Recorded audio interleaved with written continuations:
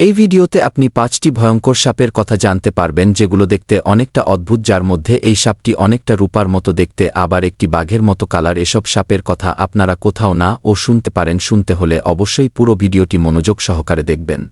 ভয়ঙ্কর সাপগুলোর মধ্যে 1 নম্বর হল কিং কোবরা। এটি বিশ্বের দীর্ঘতম বিষধর সাপ।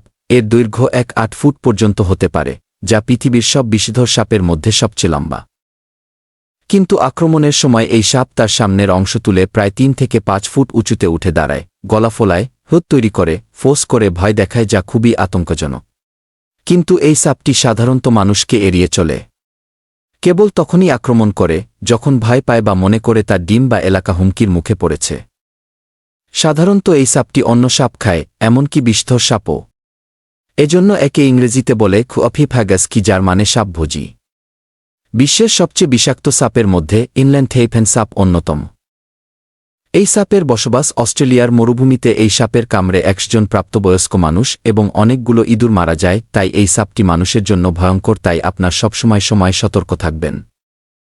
বিশ্বের দ্বিতীয় বিষাক্ত স্থলসাপের মধ্যে অন্যতম ব্রাউন স্নেক। এর বিষ খুবই শক্তিশালী, মাত্র একবার কামড়েই একজন পূর্ণবয়স্ক মানুষ মারা যেতে পারে যদি দ্রুত চিকিৎসা না হয়। প্রায়ই খোলা জমি, খামার, গ্রামীণ বাড়ি, এমনকি শহরের কাছেও ঘোরাফেরা করে।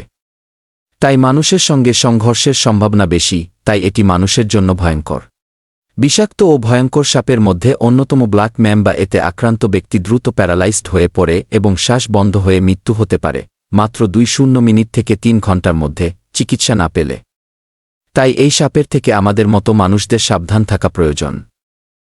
টাইগার স্নেক বিশ্বের অন্যতম একটি সাপ।